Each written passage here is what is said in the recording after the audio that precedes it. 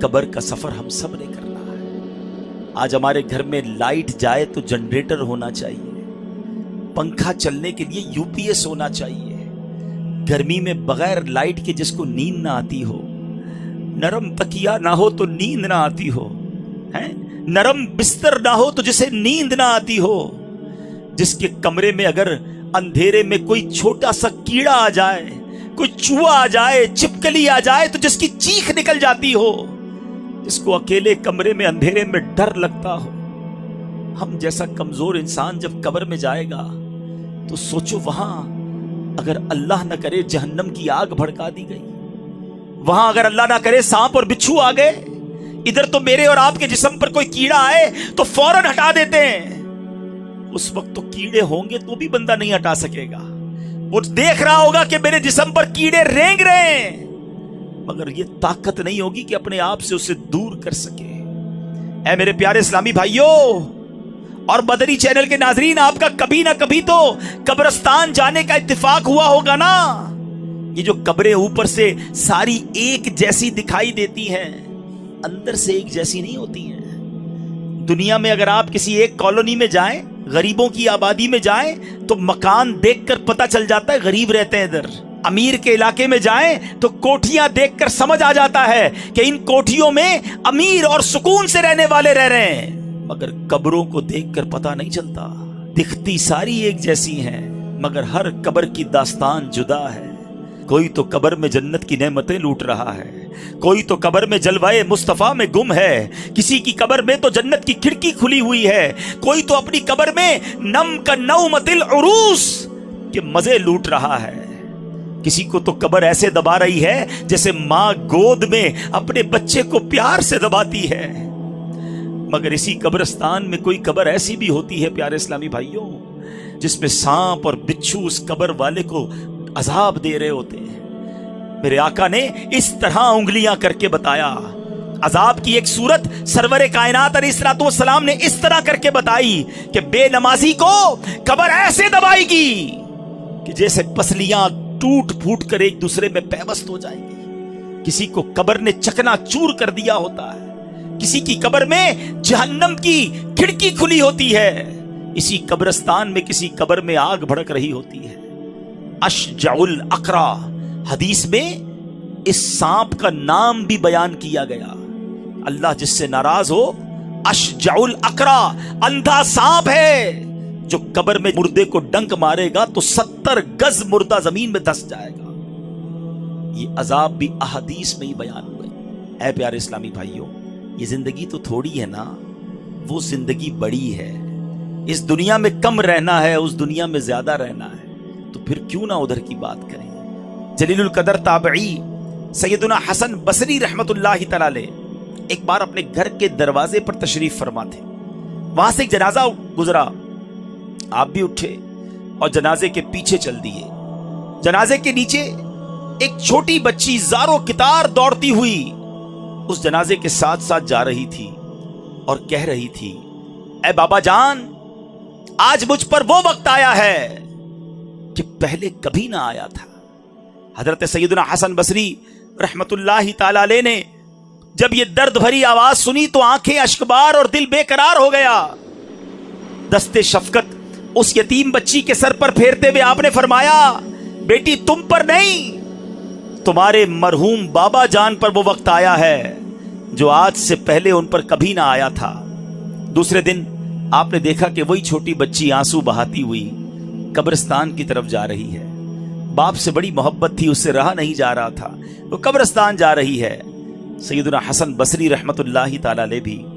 حصول عبرت کے لیے اس بچی کے پیچھے پیچھے قبرستان کی طرف چل دیے۔ جب قبرستان پہنچ کر وہ چھوٹی بچی اپنے والد مرحوم کی قبر سے لپٹ گئی، حضرت سیدنا حسن بصری جھاڑیوں کے پیچھے بیٹھ گئے، چھپ گئے کہ دیکھوں یہ بچی کیا کہتی ہے۔ وہ چھوٹی بچی اپنے رخسار اپنے بابا جان کی قبر کی مٹی سے لگا کر کہتی ہے، اے بابا جان، آپ نے اندھیرے میں چراغ اور غم خار کے بغیر قبر کی پہلی رات کیسے گزاری؟ اے بابا جان، کل رات تو میں نے گھر میں آپ کے لیے چراغ جلایا تھا، آج رات قبر میں چراغ کس نے روشن کیا ہوگا؟ اے بابا جان کل رات گھر کے اندر میں نے آپ کے لیے بچھونا بچھایا تھا، آج رات قبر میں بچھونا کس نے بچھایا ہوگا؟ اے بابا جان کل میں نے آپ کے جسم پر چادر اڑائی تھی، آج رات آپ کو قبر میں کس نے چادر اڑائی؟ اے بابا جان کل تو آپ کو جب بھوک لگی تھی تو میں نے آپ کو کھانا پیش کیا تھا، آج رات قبر میں جب آپ کو بھوک لگی تو کس نے کھانا دیا ہوگا؟ سیدنا حسن بصری غم کی ماری اور اس دکھیاری بچی کی یہ باتیں سن کر رو پڑے، قریب آئے اور کہا، بیٹی اس طرح نہیں بلکہ یوں کہو، اے بابا جان دفن کے وقت آپ کا چہرہ قبلہ رخ کیا گیا تھا، کیا اب بھی آپ کا چہرہ اس حالت پر ہے یا آپ کا چہرہ پھیر دیا گیا ہے؟ اے بابا جان آپ کو صاف ستھرا کفن پہنایا گیا تھا، اے عاشقان رسول ذرا اپنا سر جھکا کر آنکھیں بند کر کے اپنے بارے میں سوچو، جب ہم قبر میں جائیں گے تو ہمیں بھی ہمارے دوست قبر میں ایک چہرہ تو قبلہ رو کر دیں گے نا، کفن تو صاف ستھرا پہنائیں گے، مگر اس کے بعد کیا ہو سکتا ہے؟ سیدنا حسن بصری کہتے ہیں اپنے والد سے یہ پوچھو کہ بابا جان کل تو آپ کو صاف ستھرا کفن پہنا کر دفنایا گیا تھا، کیا اب بھی وہ صاف ستھرا ہے؟ اے بابا جان آپ کو قبر میں صحیح اور سالم بدن کے ساتھ رکھا گیا تھا، کیا اب بھی جسم سلامت ہے یا اسے کیڑوں نے کھا لیا ہے؟ اے بابا جان علماء فرماتے ہیں قبر کی پہلی رات بندے سے ایمان کے بارے میں سوال کیا جائے گا تو کوئی جواب دے گا، کوئی مایوس رہے گا، آپ نے اس سوال کا درست جواب دیا یا آپ ناکام رہے ہیں؟ اے بابا جان کل جب میں آپ کو پکارتی تھی تو آپ مجھے جواب دیتے تھے، آج میں کتنی بد نصیب ہوں کہ قبر کے سرانے کھڑی ہو کر پکار رہی ہوں مگر مجھے آپ کے جواب کی آواز سنائی نہیں دیتی۔ اے بابا جان آپ تو مجھ سے ایسے جدا ہوئے کہ قیامت تک دوبارہ نہیں مل سکتے، اے خدائے رحمان قیامت کے میدان میں مجھے اپنے بابا جان کی ملاقات سے محروم نہ کرنا۔ سیدنا حسن بصری رحمت اللہ تعالی کی یہ باتیں سن کر وہ بچی عرض گزار ہوئی، اے میرے سردار آپ کے نصیحت آموز کلمات نے مجھے خواب غفلت سے بیدار کر دیا ہے۔ اے پیارے اسلامی بھائیوں بظاہر تو یہ ایک واقعہ ہے مگر یہ میرے پیارے اسلامی بھائیوں سیدی اعلیٰ حضرت امام اہل سنت قبر کی اسی رات کے بارے میں ہمیں سمجھا رہے ہیں، ارے یہ بھیڑیوں کا بن ہے، شام آ گئی سر پر، کہاں سویا ہے مسافر،